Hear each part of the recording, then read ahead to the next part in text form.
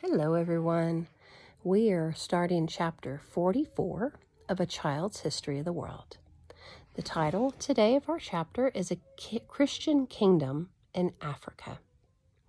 It's interesting looking at my daughter's curriculum. They actually skipped chapter 44 for now. I don't know why. I guess we'll see.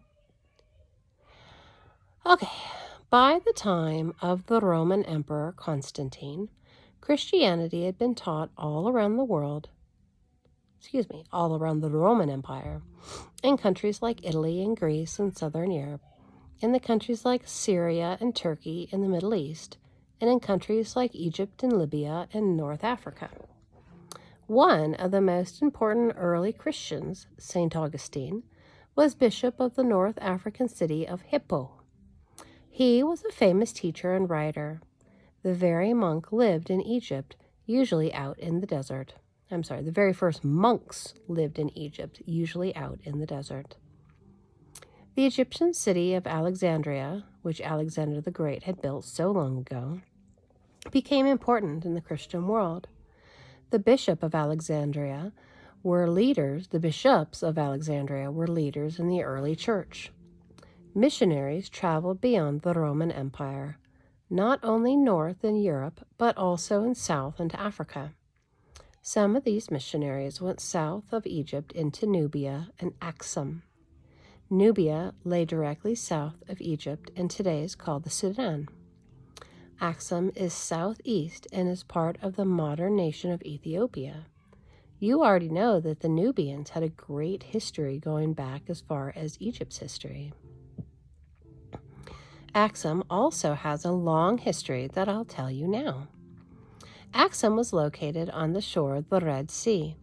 It was just a short distance across the water from Arabia. 1,000 years before Christ, some people from Saba, on the tip of Arabia, migrated to Axum, settled. Come on, let's get the next page. Come on, you silly thing. Oy vey. Come on. I can't turn the paper with one hand. Ha-ha, there we go. Sorry, it's experiencing some technical difficulties. Okay, so we have... Okay, good lordy. 1,000 years before Christ, some people from Saba, on the tip of Arabia, migrated to Axum, settled, and mixed with the people there. Later, the kings of Axum conquered, and ruled Saba. You can see two peoples had a lot to do with each other over the years. One, Queen of Sheba, a place also known as Saba, is said to have gone to Jerusalem at the invitation of the Hebrew king Solomon. Perhaps she was one of his wives. He had a lot of them. In any case, there is a legend that has been told for many years in Ethiopia that the kings there descended from King Solomon and the Queen of Sheba. Even the last king of Ethiopia, Haile Selassie, who ruled until 1974, claimed that the famous biblical king and queen were his great-great-great-great-grandparents.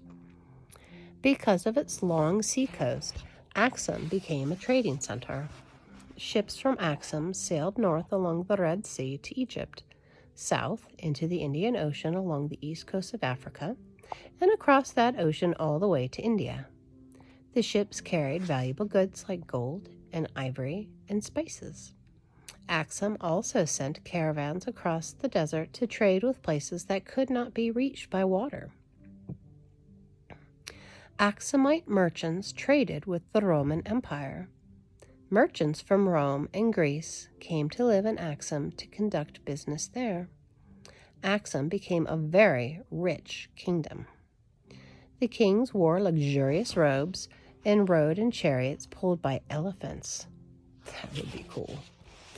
One king of Axum is particularly famous.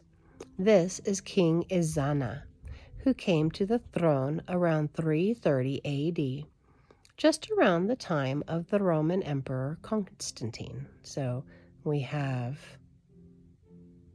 King Ezana, around the same time as Emperor Constantine.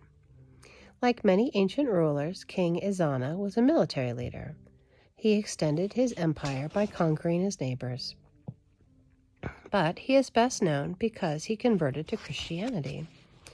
He was converted by two young Christians from Syria who were brought as slaves to Axum. Legend has it these young men either were shipwrecked or were captured by pirates in the Red Sea. Since they knew how to write, they were brought to the king's court to work as scribes. One worked particularly hard to convert King Ezana. When he succeeded, Ezana made Christianity the official language of the nation. The Christians of Axum were in close contact with the Christians of Alexandria, Egypt. At first, Christians in both Egypt and Axum were held their services in Greek.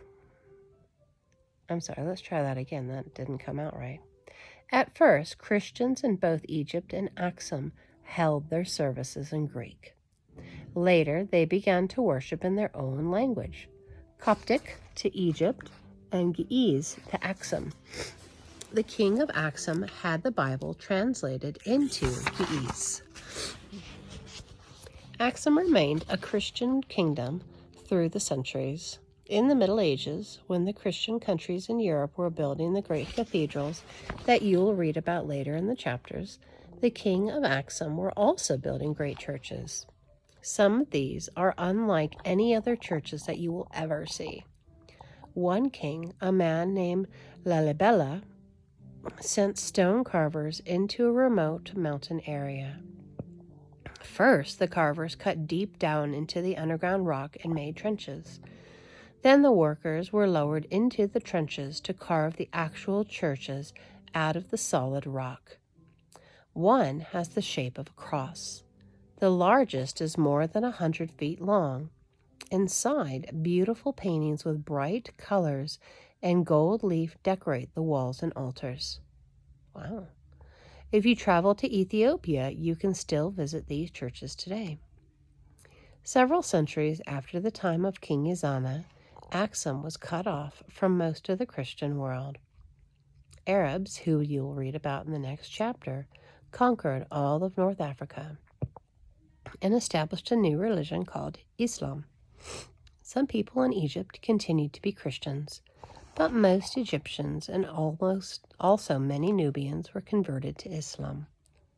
Axum was cut off from many of its old trade routes, so Axum's wealth declined. The country did manage to preserve its independence and its religion.